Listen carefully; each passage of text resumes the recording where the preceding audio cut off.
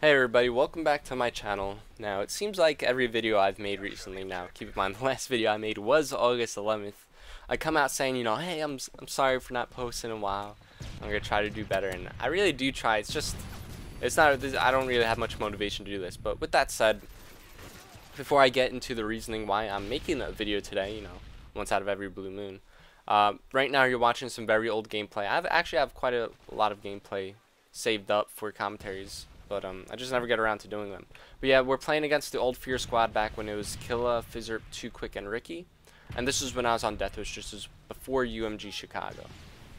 Alright, so the reason I'm making this commentary is if you were on Twitter last night, there was some fighting going on between some YouTubers and some competitive players, within the competitive community. Excuse me. But I just want to clarify a few things, and I want to explain to them, even though I know they'll never see this video. I just want to explain to them why we do some of the things we do, such as banning certain equipment, using certain game types, certain maps, etc., etc., because I feel like they really don't understand why we do some of those things. So let's get off by saying where the argument started, and then we'll move on from there. Pretty much, there's this really big YouTuber, I think he's top 5 in gaming, and he's called Woody's Gamertag. I'm sure you guys may have heard of him from time to time. Honestly, I don't know many people from the YouTube community. But he has a podcast called Painkiller Already, where he brings in some of his fellow friends from the YouTube community, and they just talk about stuff. And it just so happens that competitive Call of Duty was brought up. I'm not sure if Optic Midnight brought it up, but she did her best to try to defend us, and I give her props for that, even though once again she'll probably never see this. But they've brought up things. Pretty much they don't really know why we ban certain things. Like they were talking how to make competitive Call of Duty more visually appealing for the spectator experience, which honestly I think it's fine how it is, to be fair. I don't really see too much of a problem with it, but it's just that it is completely different from a public match, and I do get it.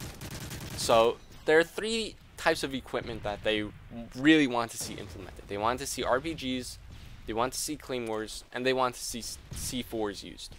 Now, RPGs were allowed back in Call of Duty 4, I think it was early 08 or late 08 season. I knew I used it when I competed, or at least started competing, they were allowed. And the reason those are banned is because, quite frankly, they're cheap. Think about it. It's 2 extra grenades you have, right? So not only do you have a grenade, like your frag grenade to throw on the flag, you also have 2 RPG shots to shoot down on the flag, or shoot at a bomb site if you're playing Search and Destroy. And that's the reason why it was banned. It was just cheap, especially in the wrong hands. So let's go to Claymores. There's actually, the RPG logic also applies to C4, right? It's an extra grenade you shouldn't have, and wow, that was a fail stun, I see that. But let's talk about our Claymores, yeah. So Claymores, I think that's pretty self-explanatory as well. It's an extra person watching, a door behind you there. It's watching your flank, right? Especially in public matches.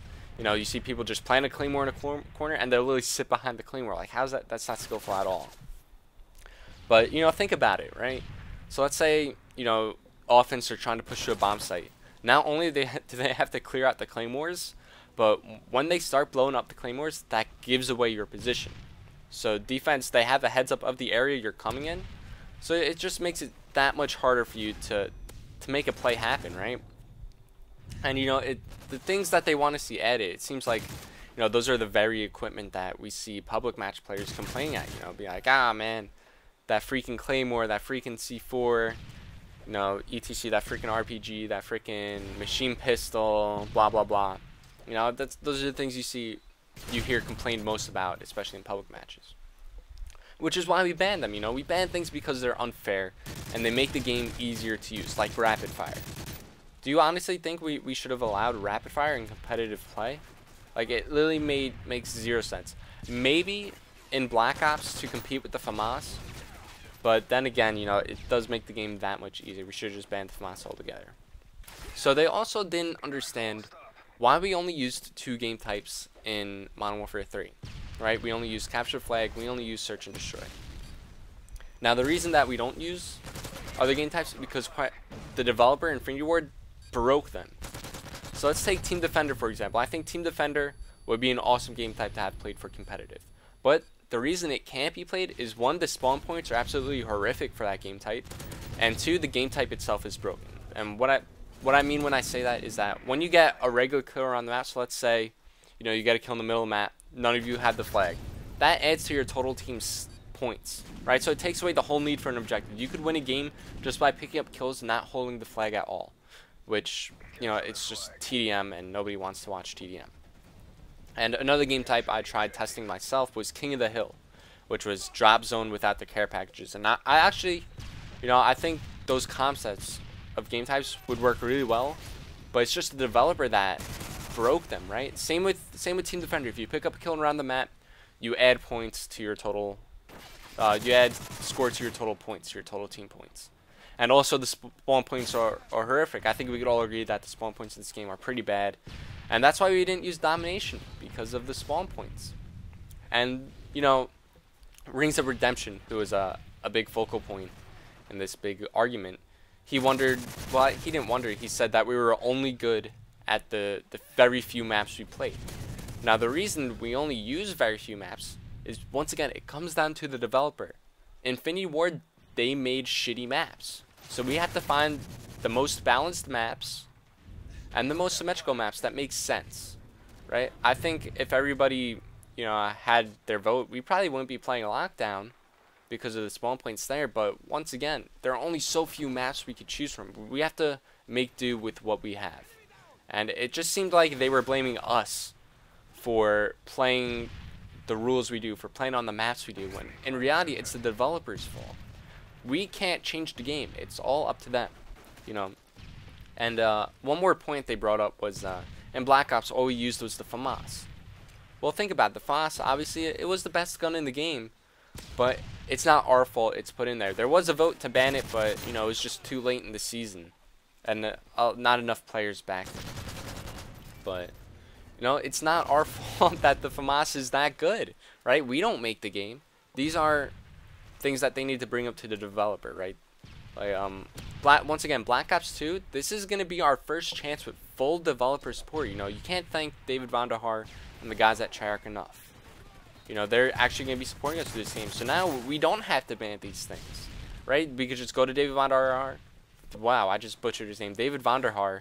And be like, hey, you know, the MP7 or whatever, it needs nerfing a little bit, you know. Maybe take down his fire rate a little bit. Maybe take down its damage output a little bit, you know, stuff like that, and he'll actually do it. So Black Ops 2, it's going to be our first chance, and I hope that we could do it right. And you know, it's just some other things that they thought should be added into competitive play was kill streaks and whatnot, which honestly I'm not against. They just need to be balanced, you know. Call of Duty, honestly, it's not the best game in the world. You know, there are balance issues just like there are in StarCraft, right? Well, I guess it's not the same, but it's kind of the same logic. You know, something's overpowered, we need to nerf it, or we need to just ban it from the rule set in general. And once again, we didn't have that developer support in the past, but now we do. So maybe we might not ban enough things. Now, so there's about a minute and 50 seconds around there, maybe like 2 minutes left in this video. Honestly, I'm not sure what to talk about next. I could go on all day about, you know, this PKA topic and what they said was wrong and how we reacted to it. But I guess the main thing that